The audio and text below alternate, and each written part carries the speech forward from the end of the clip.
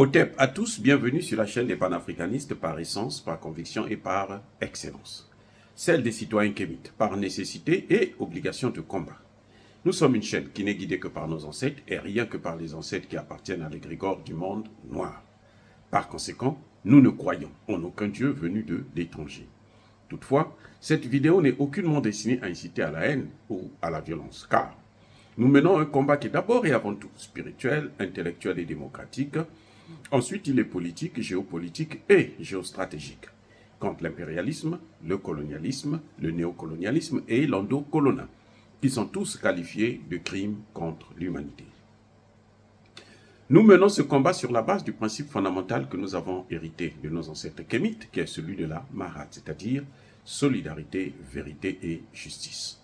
Vous êtes donc en droit de connaître la vérité et nous avons l'obligation de vous dire la vérité, rien que la vérité, afin que justice soit rendue au continent africain. Et ça, c'est notre modeste contribution dans cette noble lutte en faveur de la souveraineté, la dignité, la solidarité et l'unité africaine. C'est exactement ça que nous appelons le panafricanisme. Bien-aimés frères et sœurs, Emmanuel Macron vient de déclarer que son ambassadeur Sylvain Ité était pris en otage à Niamey. C'est faux. Encore une fois. Vous voyez un homme qui ment comme il respire. L'ambassadeur Sylvain Ité n'est pas pris en otage. J'invite les Français et même les Africains qui pensent que Emmanuel Macron dit la vérité, de relire la Convention de Vienne de 1961 sur les relations diplomatiques. L'ambassadeur Ité n'est pas du tout pris en otage. L'ambassadeur Ité se fait harakiri. Ah oui, il se fait harakiri. Il veut se suicider pour sauver Emmanuel Macron au Niger. Parce que Emmanuel Macron est chassé du Niger. Les Français sont chassés, en tout cas la diplomatie française. L'ambassadeur Ité est non grata sur le territoire du Niger. Écoutez bien, le gouvernement du Niger, l'actuel gouvernement du Niger a dit que nous annulons les lettres de créance de l'ambassadeur Ité. Donc, M. Ité, au Niger, il n'est plus ambassadeur. Il n'a plus le statut d'ambassadeur. C'est un clandestin. C'est un sans-papier. C'est pour ça qu'on peut l'arrêter comme un vulgaire voyou. J'explique. Les conventions de Vienne, dans l'article 9, alinéa 1 et 2, notamment l'alinéa 1, qui dit qu'un État a le droit de retirer ses lettres de créance à n'importe quel personnel diplomatique. Et le pays, écoutez bien, le pays accréditant, le pays qui envoie cet ambassadeur, a l'obligation. Déjà, le pays qui l'expulse là, n'est pas obligé de donner des raisons, qu'elles soient valables ou pas, ce n'est pas son problème. Il dit seulement, je ne veux plus de lui, c'est tout, ça s'arrête là. Et le pays qui le fait, qui l'avait envoyé, doit le rappeler immédiatement. S'il ne le fait pas, c'est ce que vous êtes en train de voir là actuellement, au Niger. Emmanuel Macron a refusé de rappeler son ambassadeur qui est non grata sur le territoire nigérien. Les autorités du Niger actuelles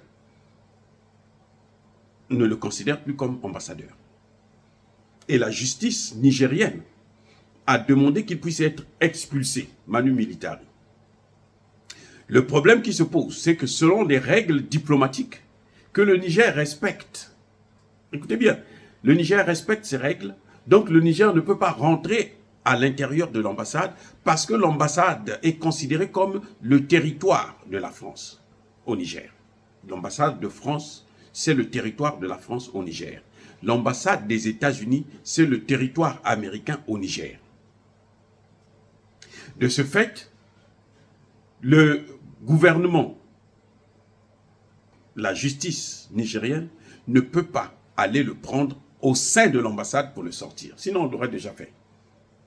Ce n'est pas les 5 militaires qui le gardent là qui peuvent faire la guerre contre l'armée nigérienne, vous le savez. Même les 1500 soldats français qui sont là à Niamey, là, ils ne peuvent pas faire la guerre contre l'armée nigérienne. Vous savez très bien, c'est une évidence. Mais le problème, c'est qu'ils n'ont pas le droit d'aller le chercher à l'intérieur de l'ambassade. Donc, eux, ils attendent qu'il sorte de l'ambassade. Et lui, il ne peut pas sortir de l'ambassade.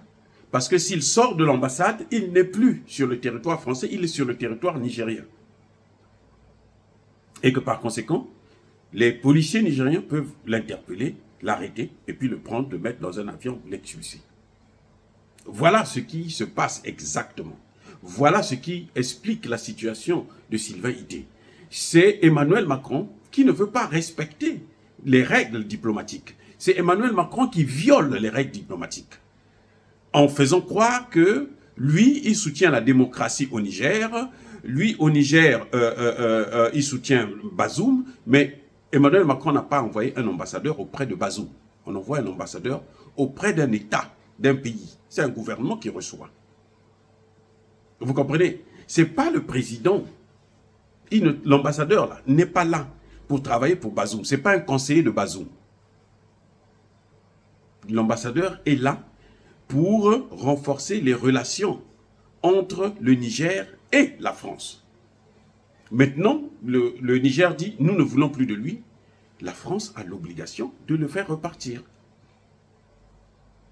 Donc, quand Emmanuel Macron dit que c'est parce que il y a eu un coup d'État, donc les militaires qui ont pris le pouvoir ne sont pas légitimes, ils ne sont pas légitimes aux yeux de Macron. Mais personne, même pas les règles internationales, même pas les Nations Unies, ont le droit ou l'obligation de légitimer tel ou tel gouvernement. Ce n'est pas le rôle des Nations Unies. Et oui, ce n'est pas le rôle des Nations Unies. Attendez, je ne comprends pas. C'est-à-dire que ou on est parti à l'école ou on n'est pas parti à l'école. Ce qui est terrible, c'est que les mêmes Français là, qui nous ont appris le droit international, ne comprennent pas les règles en question. Ce sont des ignorants, mais alors, on a l'impression qu'on a affaire à des brutes. Voilà. Ils nous ont appris. Ce sont eux qui ont, Convention de Vienne, là, 61. Les pays africains étaient à peine, ils commençaient à obtenir les indépendances. Donc, ce n'étaient pas des États en tant que tels, ils n'ont pas participé à ça. Ce sont eux qui ont rédigé ça, les Occidentaux. Et on nous les a imposés. Et nous les acceptons, on les applique. Eux, ils ne veulent pas les appliquer parce que c'est des pays africains. Mais attendez, quand Emmanuel Macron dit que les putschistes ne sont pas légitimes, mais Emmanuel Macron devait dire la même chose au Gabon. Tout récemment, hein, c'est après même le Niger, au Gabon. Je vous fais savoir que l'ambassadeur de France là, était le premier à aller s'agenouiller devant le président Nguema. Et oui, l'ambassadeur de France, c'est le premier diplomate, en tout cas parmi les 5 premiers diplomates, qui sont allés faire allégeance au général Oligui Nguema. Là, ils n'ont pas dit qu'il y avait un gouvernement qui était légitime. Oh oui. Vous allez me dire qu'il y a eu un problème électoral. Il y a eu un contentieux électoral. Et on suspecte que Ali Bongo aurait triché encore. On suspecte.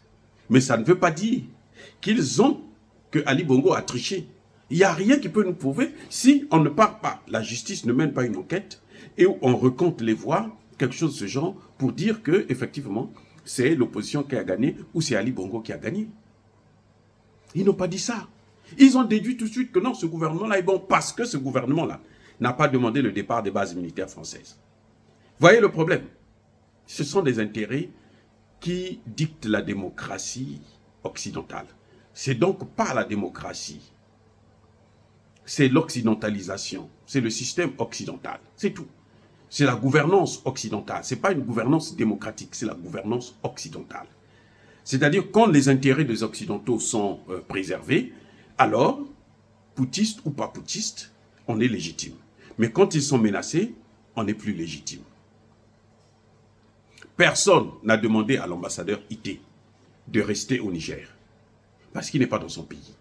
La France proteste. Elle dit les militaires français sont là pour mener la lutte contre le terroriste. La France a oublié que c'est elle qui a mené le terrorisme en détruisant la Libye et en prenant les terroristes là pour les amener maintenant au Niger, au Mali et au Burkina Faso. Et c'est la France qui alimente les terroristes, qui finance le terrorisme dans le Sahel. La France, les États-Unis, les pays de l'OTAN. Nous le savons. La guerre que nous menons, c'est ça, c'est celle-là. Mais nous savons ce qui se passe. On ne peut pas nous prendre pour des ignorants. Pour autant, non. Ceux qui nous prennent pour des ignorants, là, ce sont eux qui sont des ignorants. Eh oui. Donc, quand Emmanuel Macron vous dit que l'ambassadeur Ité est pris en otage, non. C'est lui qui est en train de punir son ambassadeur. C'est lui qui est en train de sacrifier son ambassadeur. Il y a une autre chose qui dit il se nourrit de la ration alimentaire militaire. Mais encore lui, il a la chance de se nourrir de la ration militaire. Mais les gens que... Vous savez, quand on est allé, nous les Africains, quand on est allé à la Seconde Guerre mondiale, ceux qui ont fini la guerre là, qui ont survécu là, quand ils sont venus à Charonne, là, qui demandaient leur pension, vous savez ce que De Gaulle a fait? De Gaulle les a canardés. Même pas en France, mais au Sénégal. De Gaulle les a tous massacrés, on les a tués, plus de 1600. Donc lui, s'il a la nature, mais il est chanceux. Donnez ça aux Nigériens, là. Qui a demandé à ce qu'on puisse suspendre, fermer les frontières? C'est bien Emmanuel Macron qui a imposé ça à la CEDEAO, puisque c'est lui qui est le vrai patron de la CEDEAO. C'est lui qui a demandé à ce que la CEDEAO puisse prendre des sanctions. C'est même Emmanuel Macron qui veut une intervention militaire. En fait, Emmanuel Macron garde Sylvain Ité là, parce qu'il a l'intention d'intervenir militairement. Mais ce qu'il oublie, c'est qu'intervenir militairement, même Ité là, il ne va pas s'en sortir. Bazoum ne va pas s'en sortir. La première victime d'ailleurs, ça va être Bazoum. Et ils ne pourront pas gagner cette guerre. Ils ne pourront pas réoccuper le Niger, comme ils l'ont fait avant, par le passé. Non, cette fois-ci, là, l'Afrique n'acceptera pas ce qu'ils ont fait en Libye, qu'ils puissent venir encore le faire au Niger. L'Afrique n'acceptera pas ça. Vous allez voir la dégringolade de la France. Vous allez voir comment la France va être humiliée, expulsée de tous les pays africains, y compris des pays anglophones. Eh oui, parce que toute la jeunesse africaine aujourd'hui est en train de suivre cette situation de près. Et on attend que la France ose, via la CEDEAO, qu'elle ose. Patrice Talon, qu'il ose, on va voir ce qui va se passer. Déjà, Patrice Talon subit sur le plan économique. Le port de Cotonou est aujourd'hui inactif parce que 80% des activités de ce port-là est dû aux échanges commerciaux avec le Niger. 80%. Donc, lorsqu'ils ferment le port, lorsqu'ils ferment les frontières, lorsqu'ils interdisent aux produits nigériens de venir encore passer par Cotonou, eh bien, c'est près de 90% du PIB de l'État qu'ils perdent. Bref, c'est la France qui est en train d'affamer tout le Niger. La coupure d'électricité, là, le Nigeria qui a fait bloquer, fermer, couper l'électricité, c'est quoi? C'est à la demande de la France. Ce sont les décisions d'Emmanuel Macron. Comme il n'est pas aussi très intelligent, il prend des décisions comme ça à la va-vite, à la volée, eh bien, il a décidé immédiatement de prendre des sanctions avant même que la CEDEAO ne parle avec les autorités. Ce qui ne se fait pas en Afrique. En Afrique, là, on ne prend pas une décision comme ça. Les vrais Africains, les sages Africains, quand ils veulent prendre une décision, ils écoutent d'abord la victime. Ils écoutent d'abord l'opposition. Ils écoutent d'abord leur interlocuteur. Et ce n'est qu'après avoir écouté qu'ils vont tirer des conclusions et ils vont prendre la décision. Mais là, ils ont mis la charrue avant les bœufs. C'est pour ça d'ailleurs que les négociations piétinent. Vous avez déjà pris toutes les sanctions. Vous êtes allé au-delà, y compris les sanctions militaires. Aujourd'hui, le Niger est en train de se préparer à la guerre. C'est pour ça d'ailleurs que je vous rappelle, l'ambassadeur, plutôt le ministre de la Défense, le vice-ministre russe de la Défense, est actuellement au Mali pour négocier avec le gouvernement malien et le gouvernement nigérien comment ils doivent riposter en cas d'attaque. C'est ça le problème. Et Emmanuel Macron sait qu'il ne va pas aller là-bas pour se balader. C'est pas sa flotte là qu'il a menée là qui va faire peur à la Russie, à Poutine. Non, écoutez, il est en train de rigoler ou quoi? Vous rigolez ou vous ne comprenez pas ce qui est en train de se passer en Ukraine aujourd'hui? Voilà. Nous, ce qui nous embête dans cette guerre, c'est parce que ça va embraser pratiquement l'ensemble du continent. Juste pour le bonheur de la France. Parce qu'elle, c'est ce qu'elle veut. Quand elle déstabilise les pays africains, bon, à ce moment, elle peut maintenant exploiter les matières premières, piller les pays, ainsi de suite. Elles peuvent se donner, maintenant, faire le gros dos. Mais s'il y a le calme, elle ne peut pas. S'il y a la démocratie, s'il y a la paix, elle ne peut pas, elle a des problèmes. Voilà. Donc, que Emmanuel Macron arrête de faire des déclarations tapageuses hein, sur les médias mensonges, les médias de propagande, comme quoi l'ambassadeur Ité est pris en otage. Non, l'ambassadeur Ité a été expulsé. C'est à la France de rappeler son ambassadeur. Il n'y a que ça que les Nigériens demandent. La population est toujours dehors, toujours autour de l'ambassade, autour de la base militaire, parce que la population nigériane veut le départ de cet ambassadeur. Il n'a qu'à quitter. C'est lui qui avait dit que l'eau qu'on boit à Niamey vient de l'Europe. Hein. Je ne sais pas si vous vous souvenez de cette phrase qu'il avait lancée, qui avait soulevé un tollé. Voilà, donc c'est le même qui est là, qui continue à jouer aux zigotos. Et Emmanuel Macron veut nous faire croire, il veut faire porter le chapeau aux Africains, aux Nigériens. Non, ce n'est pas les Nigériens. Nous respectons la diplomatie, parce que nous savons ce que ça vaut. Puisque même avant que les Français et les Blancs n'arrivent en Afrique, là, nous, on avait déjà des règles diplomatiques que l'on respectait. Et donc, ce n'est pas la France qui est venue nous civiliser, non. On n'a pas besoin de la France pour être civilisé, nous connaissons déjà ces règles. Les droits de l'homme, nous les connaissons avant même la France. Les droits de l'homme sont nés, là, la date la plus récente, c'est au Mali, avec la charte de Mandé. Donc, la France ne peut rien nous apprendre. Ce sont les Africains qui ne comprennent pas, qui ne connaissent pas leur histoire, qui ont peur de la France, qui pensent que ce que dit Emmanuel Macron a de la valeur. En fait, ça n'a aucune valeur. C'est juste la provocation, parce que Emmanuel Macron veut aller à l'affrontement. Il est en train de garder son ambassadeur là, parce qu'il veut une intervention militaire. Donc, c'est pour ça qu'il est en train de tout faire, pour que l'ambassadeur puisse rester là le maximum possible. Mais cette intervention militaire ne sera pas une balade de santé, comme disait le général Tchani. Et nous sommes d'accord avec lui. Parce que cette fois-ci, nous ne sommes plus à l'époque de l'esclavage ou de la colonisation, où ils pouvaient venir faire ce qu'ils veulent chez nous. Maintenant, nous allons riposter et nous en avons les moyens. Dire cela, c'est inciter à la haine ou à la violence, non. Encore une fois de plus, bien-aimés frères et sœurs, soyez bénis, abondamment bénis par le Dieu des Kémites et par nos ancêtres angélisés, mais que tous ceux qui persécutent le continent africain le pillent et le déstabilisent. Qu'ils soient noirs, blancs, chinois, arabes, indiens ou qui qu'ils soient punis, maudits, foudroyés, neutralisés, écrasés, effacés par ce Dieu des Kémites et par nos ancêtres angélisés. Vive l'Afrique éternelle, j'ai dit et j'assume.